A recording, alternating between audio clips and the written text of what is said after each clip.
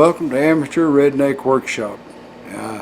I'm Harold, the world's greatest redneck, and this is Geezer Gab number, who knows, I'll have to look that up when I compile the video. I don't know what number.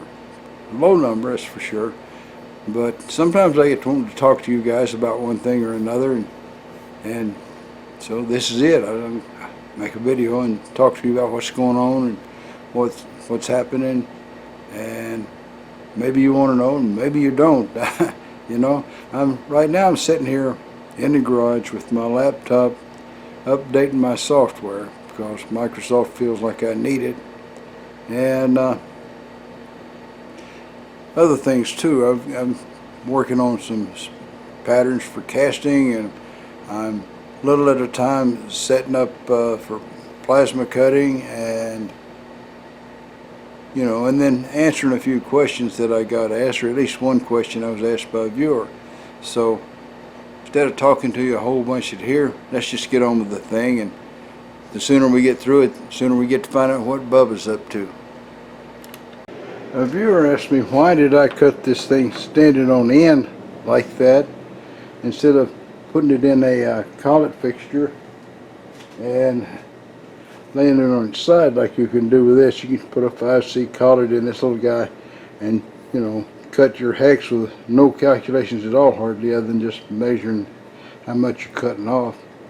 But this guy is pretty darn big here. I mean, if you'll notice, it's I don't have a collet that big.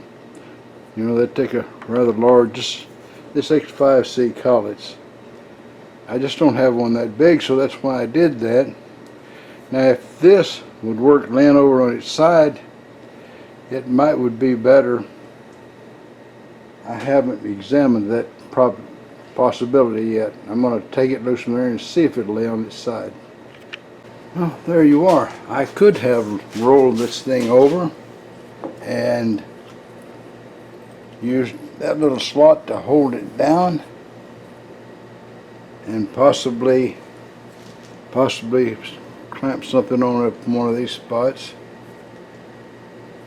I could have done it laying over on the side, and there's a hole all the way through, so I could have put a bolt through it, screw to hold onto that thing there.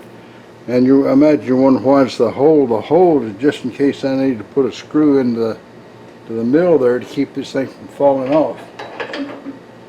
I don't know if it will or it won't, but I've got a hole just in case I need to do that. So there you are. That answers the viewer's question. Could I have done that laying down in the normal position? And I guess I could have. Although there's a lot of leverage there. I don't know. Who knows now? Alright, I told you guys you'd find out what this is in the next video, and this is a pattern for casting some stuff in aluminum or aluminium, depending on what I got at the time. And it's going to fit. This base is going to be cast. This guy is going to bolt onto here, and what it's going to wind up being is a standalone tapping device where you can crank the tap down into your part perfectly straight. Now, I'm doing a little work on this. As you know, when you 3D print something, you've got layers, and you got maybe a few little things like this. So what I'm doing is I'm trying to sand it a little bit smoother, which, even though I'm not doing it by hand, it's still going to take, you know, pretty good bit of time. I've got started on this half here, and you can see I've got it sort of leveled off. And there was this thing I discovered, you know, 3D plastic warps, and so I don't know if you can see that or not. It's kind of got a slight cup shape. I don't know if I'm holding it right for you guys to see the light through it or not, but anyway, I don't know that any of that's going to would actually be a problem. I asked Mr. Pete, and he said that he hated the little lines showing up in his castings, but that he'd just go ahead and work with it. And he said if I have to go to all the problem of sanding it or putting it in a chamber with acetone or various sundry other methods, that I'd might as well just make it out of wood.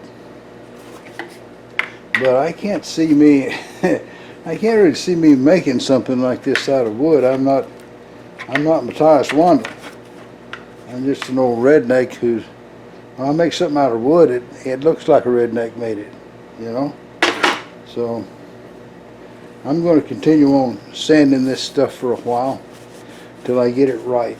And so you won't see anything cast in this video, but surely the next one I'll be casting this stuff, and I'm going to cast 2 of it so that I can send Bruno his part, and I'll have a part for me. And I neglected to ask him if he wanted to machine his own part, but I pretty well bet he does. So I'll remember to ask him that the next time around, next email or whatever. And then we're going to have something else here I want to talk to you about.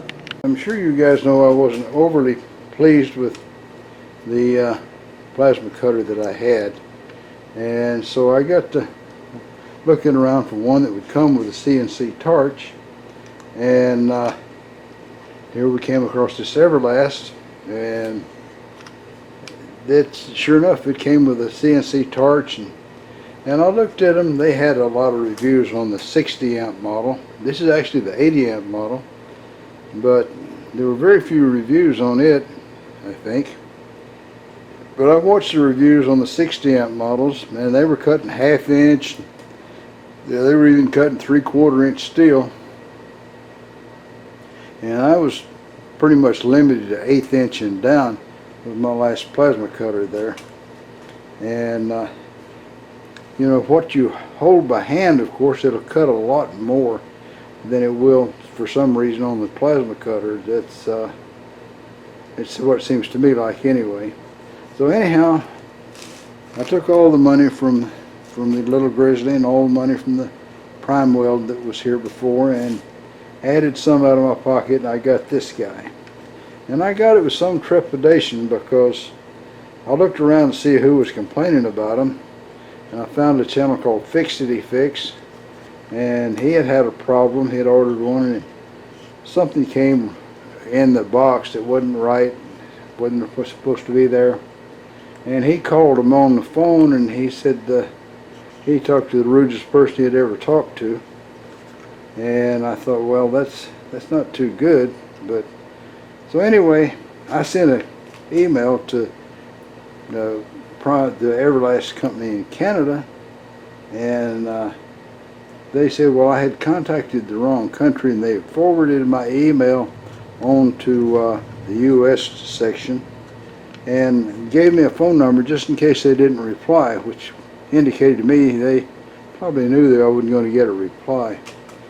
Well, I waited a week or so, never heard from them, so I figured, yeah, that's probably true what Mr. Fixty Fix said. These guys are not service oriented.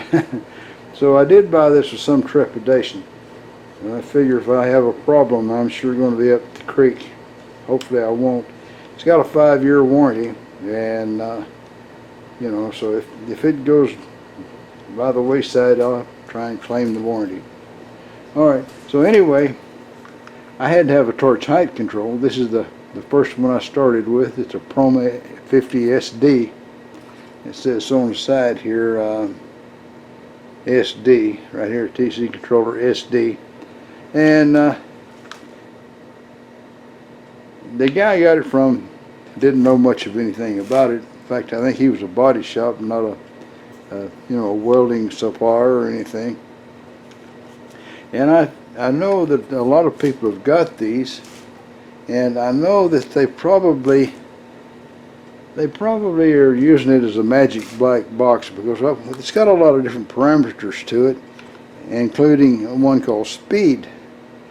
And some guys say, well, I just left it like it was set from the factory, you know, and nobody had any suggestions as to what speed should be set on. And having worked in process control, this speed is like the integral in an integral only control, where you have a certain period of time to correct the error. You know, say you wanted to hold 50% level and you're at 48%, how fast do you want it to get back to 50%? That depends on how, you know, from there how much you open the valve coming in or the valve going out. Well, I'm sure that the speed is the integral part of this controller and the time on it, but I wanted to know which was the bigger number, a longer time, or was it a shorter time. Nobody knew anything, so including the guy that sold it to me. I couldn't get any information from Promo because everything they got's in Polish, but I did come across Eagle Plasma, and I asked the guy the questions. I'd asked 2 or 3 other people, and he immediately emailed me a reply with answers and told me to call his tech guy and talk to Al. Well, Al was perfectly willing to take all the time it took to tell me all about this thing here. Al says I should set it on 50 or less. So, you know, obviously you want it slower instead of faster. I guess, I'm pretty sure 50 must be slower. Anyway, and come to find out that Promo gives you a 2-year warranty on this.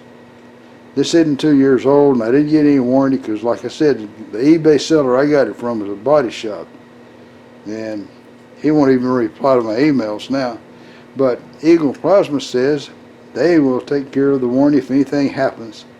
And this one needs warranty because it's dead. I don't know what I did to kill it. I'm sure I probably was the cause of it dying, but it's malfunctioned. And I got to eat that one. That's $350 right there. So, which brings me to the question of my sanity. Who in their right mind would not need a plasma cutter and keep on putting more money into it just because he wasn't satisfied with the results he got in the first place? And I wasn't. I want to be able to put a pattern in there and cut it out a 1/2 inch steel. That's my goal. Now it says this thing will pierce up to 1/2 inch, so that'll be okay. You know, I can handle that. And they claim it'll cut up to 1.25 inches. Of course, you'd have to start on the edge and probably go really slow. But I'm going to give this a try. I mean, I'm already up to my neck in it now. It's committed. But I do. If you're wondering why would I spend another, I think this is $1,700. Why would I spend another $1,600 or $1,700 plus $350 for another height controller for something I don't even need? And I can't give you a good answer to that, except that I want it to work just exactly right. And I never was happy with the last one. And I did cut some stuff out for it. And I can show you that. If I cut was the motor mount for that motor there. It was sure really nice to have all the pieces cut right. That helped my disposition anyway. But this was, with the old plasma cutter, this was getting up to its CNC limit, you know, getting in there pushing it. I cut out some little things like that line, you know, and various and sundry other shapes. But like I say, I want to cut something a 1/2 inch thick with confidence that it's going to come out just right. And I wasn't there yet. That's the CNC torch that came with this plasma cutter. And I had to 3D print a new bracket part to hold it because it's a lot fatter than the one I was using there. And I think by now, even though I started out not knowing anything about plasma cutters, never having even touched a plasma torch in my whole life, to getting something that does cut things, you know, and hopefully will soon cut thick things, I've come to the conclusion that using belts for your drive is probably not the way to go. Probably ought to use screws or a rack, you know, with gears on it. I would say I'd vote maybe in favor of the screw. Although I worry that the screw is going to collect dirt and be worn out pretty quick. And then I worry that a rack, you know, might collect a lot of dirt. I don't know. And the second point thing, don't bother making any with any 80-20. Just use the square tubing. It'll do the job perfect. And when you're doing it, maybe don't weld it together. You might want to make the table bigger or smaller or another shape, or who knows. But once you weld it together, that's how big the thing is, you know. That's just my 2 cents worth from an amateur plasma table builder. I'm certainly not an expert on anything, and that's for a fact. One nice thing with this torch, if you buy the CNC package, it comes with a CNC connector on the back here. I've got to get some more wire to wire it up, but the torch start is in here, and the arc OK light, you know, signal is in here, and then the signals that go to the Proma, they're in there too. So I ran the signals over there, up the wires and out to where the torch was to turn the torch on, because the other torches had a wire that went from the handle, you know, right there by the tip, all the way back to the machine. So I've got a lot of rewiring that I've got to do. So obviously you won't see any plasma torch action in this video, and most likely not in the next one. I hope in the next video I'll be ready to do the casting. And then I've got 2 or 3 other jobs that I want to do. I always have 2 or 3 jobs I want to do, and no ambition to get out here and work. I tried sanding this by hand, but this stuff is tough. I mean, I sat there a half hour rubbing on it and hardly made a bend at all. I guess it's ABS. But I've got little things like this ridge here that sticks out that I know has got to go. And so I moved over here on this gun. I put a 1,000 grit belt on it, and then I slowed it down. It's, I guess, running about half speed right now, and it makes it manageable. So I'm just using this to work on the surface, and you can see it touches, you know, in places, and when it gets these edges pretty well even with the middle, this guy starts coming off. You can see it touching in a little bit. I had one like that on the other half, and I got rid of it like this. So there you go. I'm not really pressing down on it hard or anything like that, and it works reasonably well, especially when it slows down. I hate running fast. It would grab the thing out of your hand, you know.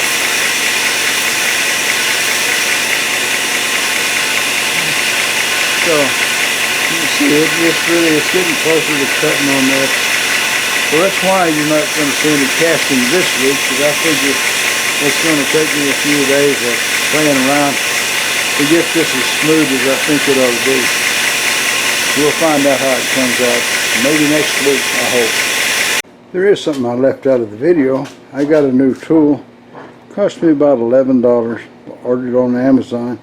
And it's for when you cut things out on your plasma cutter and they're super hot, you can reach over and pick them up, you know. And that's solid steel there. It says it'll pick up 100 pounds. So, and I don't know, I might remember to put a link to it in the description below. And I might not. You never know. Old geezers forget things. Well, let's go see what Bubba's up to. Or maybe Boudreaux or Ole. We haven't visited Ole in a long time. There is just one thing. This sucker, it's on here darn tight. Yeah. It's stuck on there like super glue. Well, anyway, it's better than burning your fingers trying to pick up stuff on the plasma table. Bubba went down to the state capitol. He had an important appointment there, and so he's driving around the street. And he can't find a parking place anywhere, and he's getting desperate, because he's going to be late for his appointment if he can't find a place to park. Finally, he says, "Oh Lord," he says, "if if you just get me a parking place," he says, "I'll go to church every Sunday from the rest of my life." He says, "I'll even give up drinking." So he come around, and miraculously there a parking place opens up right in front of him, and he said, "Oh, never mind, Lord," he said, "I done found me one." Well, that's all, folks. Y'all try to subscribe if you're not already a subscriber. Leave a comment if you got something to say. And above all, remember, keep on keeping on. Bye now.